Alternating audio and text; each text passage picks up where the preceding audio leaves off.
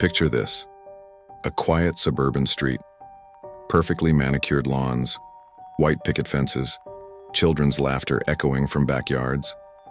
The American dream, right? Wrong.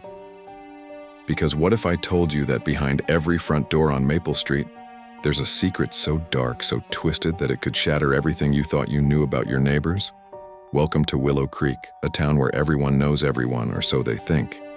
Where Mrs. Henderson bakes apple pies every Sunday, Mr. Gallagher washes his car every Saturday morning, and the Johnson family never misses church. But here's the thing about secrets: they have a way of coming to light when you least expect them. This isn't just another neighborhood story.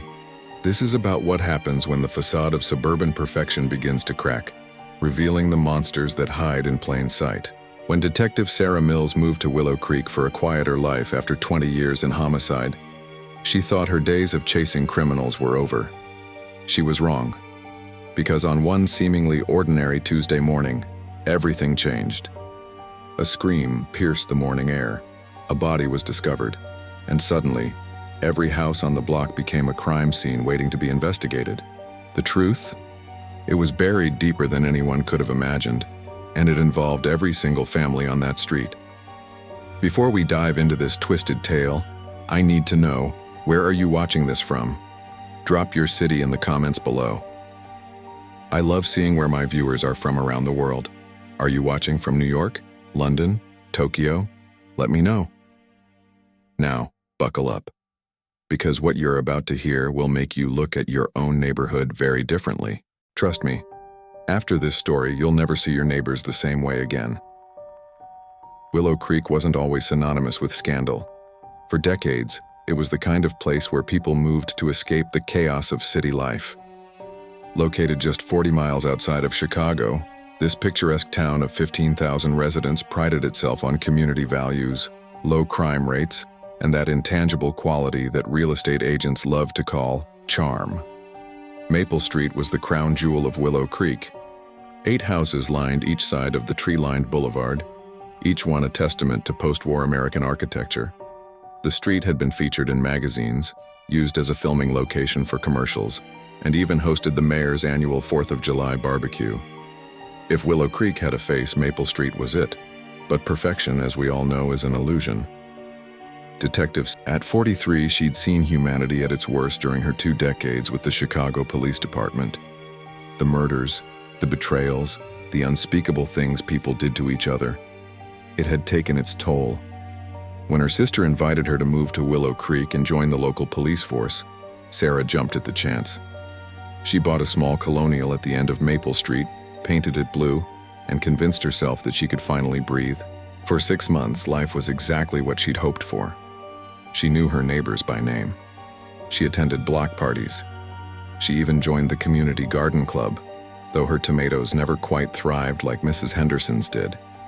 Sarah had started to believe that maybe, just maybe, there were still good places left in the world. That belief died on Tuesday, October 15th at 7:23 a.m. The call came from Martha Jenkins, a retired schoolteacher who lived 3 houses down from Sarah.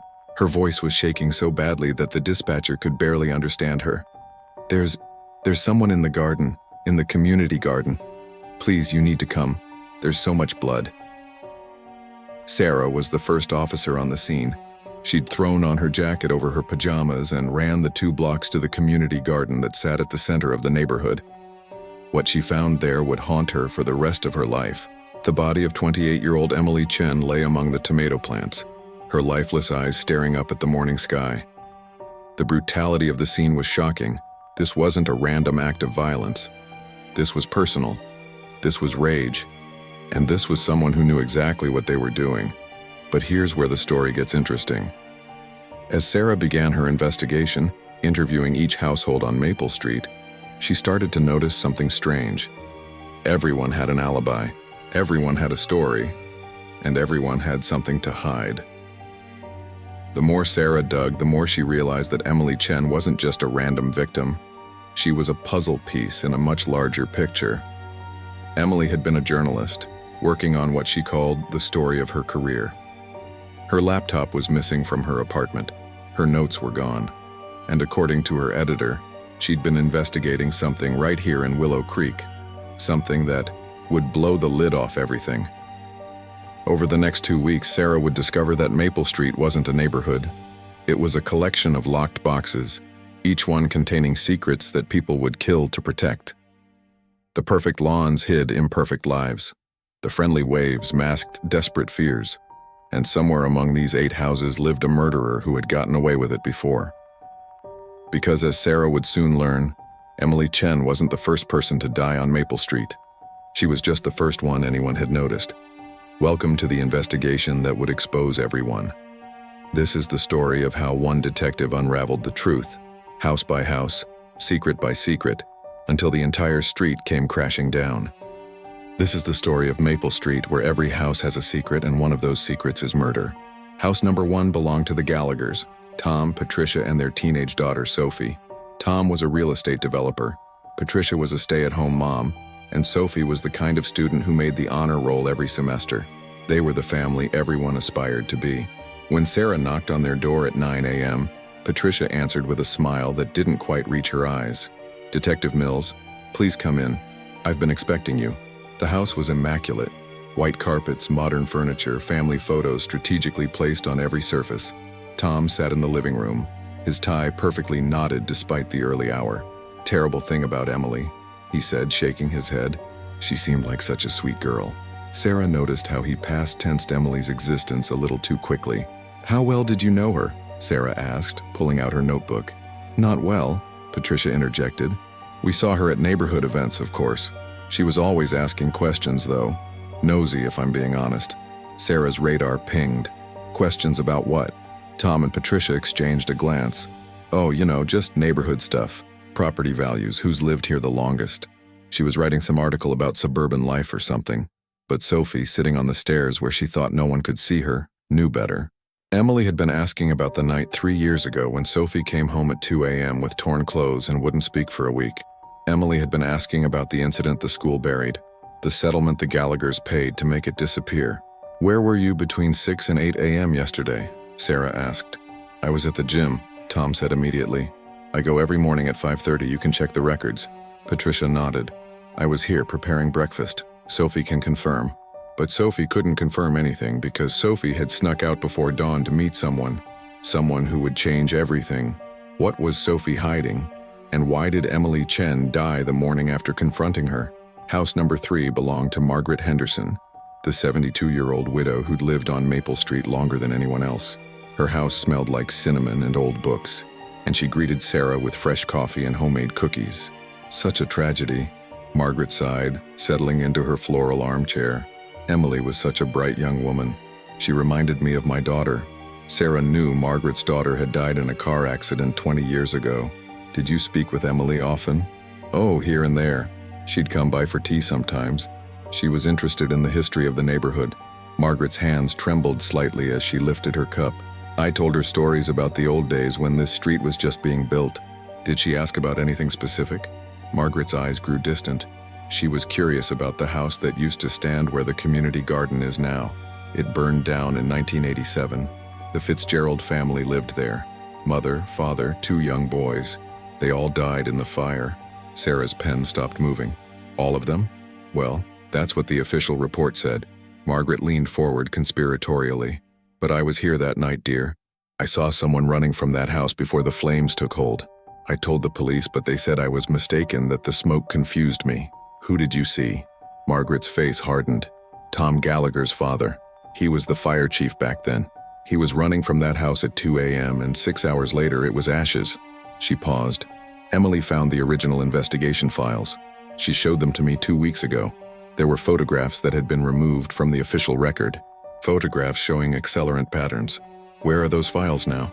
"I don't know. She said she was keeping them somewhere safe until she could verify everything." Margaret's voice dropped to a whisper. "She said if anything happened to her, I should tell someone that the sins of the fathers were coming back." Sarah felt the hairs on her neck stand up. "Mrs. Henderson, where were you yesterday morning?" "Right here, dear. Right here in this house. Like I am every morning. Alone with my memories and my secrets." "What did Emily discover about the Fitzgerald fire? And how many people on this street knew the truth?" House number 5 belonged to David and Christina Morrison, the neighborhood's power couple. He was a surgeon, she was a corporate lawyer, and together they hosted charity galas that raised hundreds of thousands for local causes. Their house was a modern masterpiece of glass and steel, completely incongruous with the traditional homes around it. Christina answered the door in a designer pantsuit, phone in hand. "Detective, I have a conference call in 10 minutes. Can we make this quick?" David appeared behind her, still in scrubs from his night shift at the hospital. "Honey, someone died. Show some respect." He turned to Sarah with a tired smile. "We're happy to help however we can." They sat in a living room that looked like a magazine spread. Sarah noticed there were no personal photos anywhere. "How well did you know Emily Chen?" Christina barely looked up from her phone. "We didn't. She wasn't exactly our demographic. What my wife means," David interjected smoothly, "is that we're often working.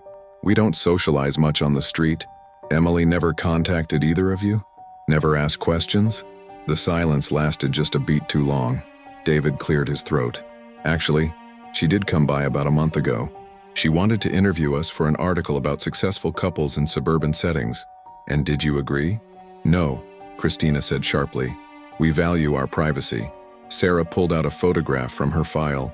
"This was found in Emily's apartment. It's a picture of you, Dr. Morrison, leaving a hotel downtown with someone who isn't your wife. Emily dated it 3 months ago." The color drained from David's face. Christina's head snapped up from her phone, her eyes blazing. "What? I can explain," David started. "Not now," Christina hissed. She turned to Sarah with forced composure. "My husband's personal life has nothing to do with this investigation."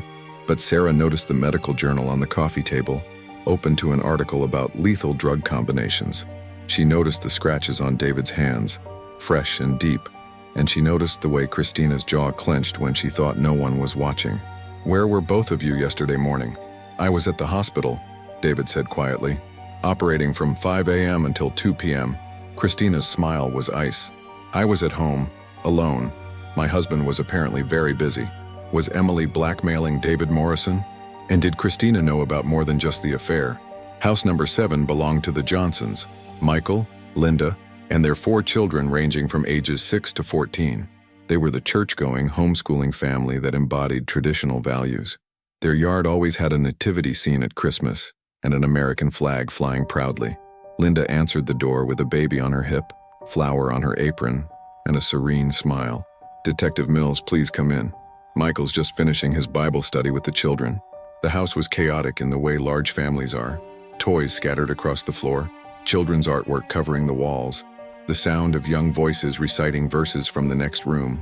It felt wholesome and warm, but Sarah's instincts told her to look deeper. Michael appeared, tall and broad-shouldered, with the kind of presence that commanded attention. "Detective, how can we help? This has been weighing heavily on our hearts. We've been praying for Emily's soul. Did you know her well?" "We knew her to say hello," Linda said, bouncing the baby, "though we didn't approve of her lifestyle choices." Sarah raised an eyebrow. "What lifestyle choices?" Michael's expression hardened. "She lived with a man without being married. She dressed immodestly. She was openly critical of faith-based values. We tried to witness to her, to show her a better path, but she wasn't receptive." "When was the last time you spoke with her?" Linda and Michael exchanged glances.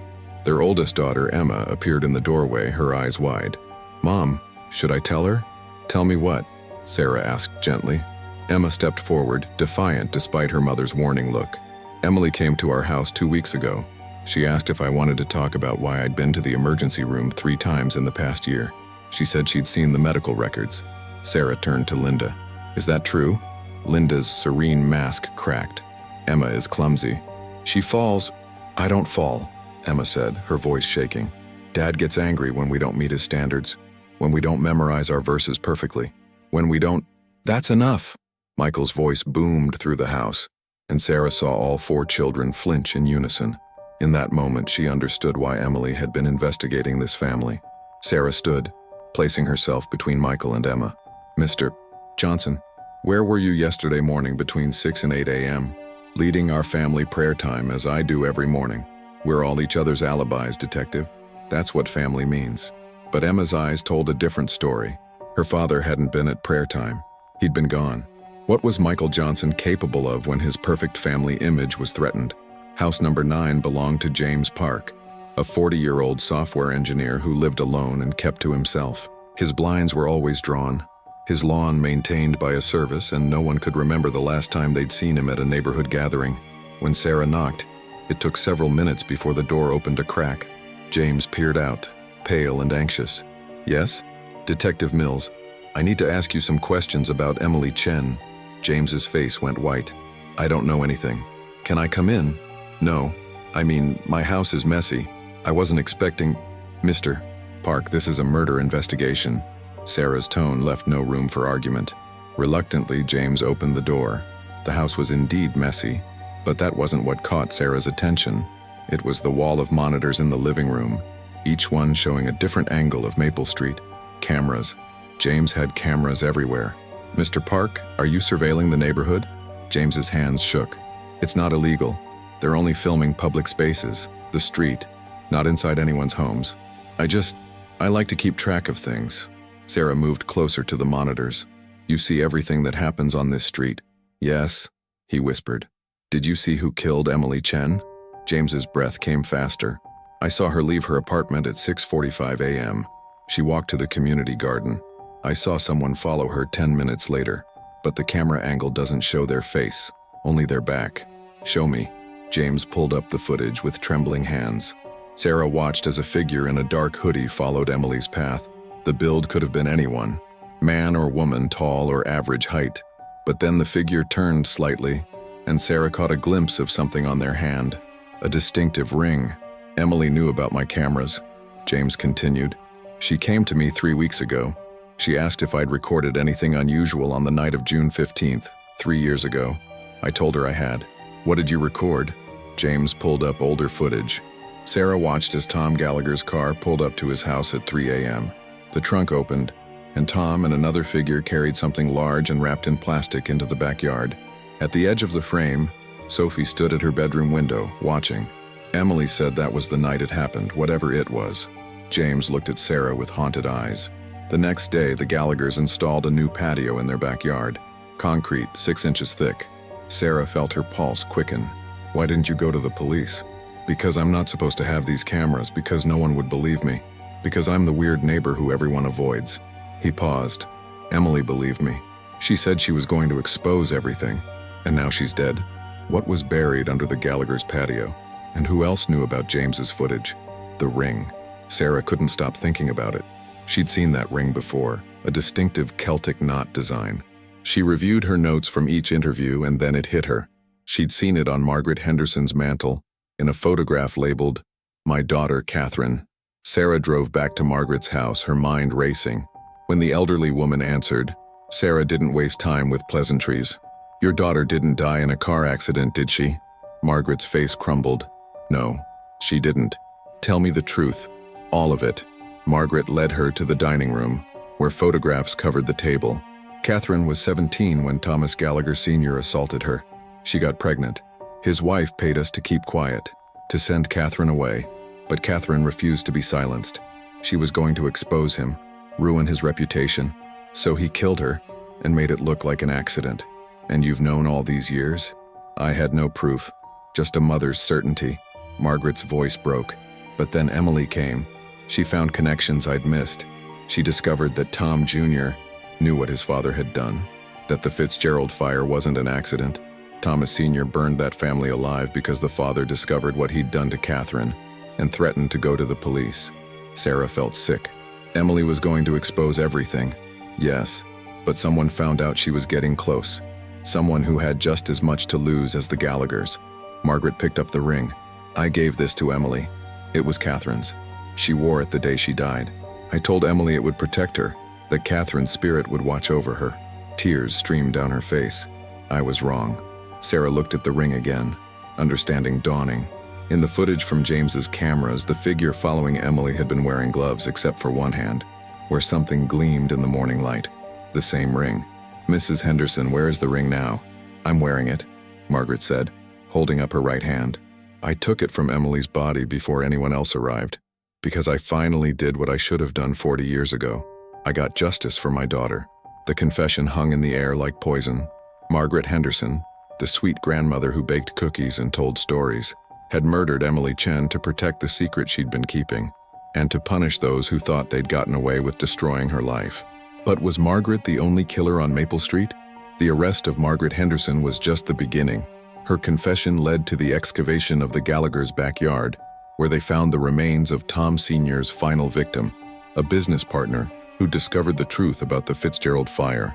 Tom Jr. was arrested as an accessory to concealing the body. The investigation also uncovered that Sophie Gallagher had witnessed a murder that night 3 years ago, not committed by her father, but by Michael Johnson, who'd killed a church member threatening to expose his abuse. Tom had helped hide the body to ensure Sophie's silence about what she'd seen, creating a twisted pact of mutually assured destruction. David Morrison's affair turned out to be with a patient's spouse, violating medical ethics. Christina had known for months and was planning to use Emily's investigation to file for divorce with evidence of professional misconduct. James Park's footage became crucial evidence, leading to multiple arrests. He was granted immunity in exchange for his cooperation, and the charges of illegal surveillance were dropped given the circumstances. But here's what haunted Sarah Mills long after the trials ended. Maple Street hadn't created these monsters. It had simply provided them with the perfect camouflage, the illusion of normalcy, the shield of community, the assumption that evil couldn't thrive in a place so beautiful. Emily Chen died because she understood something fundamental about secrets. They grow in darkness, feeding on silence and fear. She'd tried to bring them into the light, and it cost her everything. But in death, she accomplished what she'd set out to do in life. She exposed every single secret on that street. Sarah transferred back to Chicago 6 months later. She couldn't live on Maple Street anymore, couldn't look at those houses without seeing the darkness that lurked behind their perfect facades. But she never forgot the lesson Emily taught her. Every house has a secret. The question is whether you're brave enough to uncover it. Remember, the next time you wave to your neighbor or attend a block party, ask yourself, what secrets are hiding in plain sight? What would you discover if you looked just a little bit closer? If this story gave you chills and made you think twice about your own neighborhood, make sure to follow this channel for more true crime investigations, mysterious disappearances, and the dark secrets hiding in suburban America. Don't miss the next story. It might be about a street near you. Hit that follow button now because trust me, you won't want to miss what's coming next. Stay safe out there. And remember, your neighbors are watching.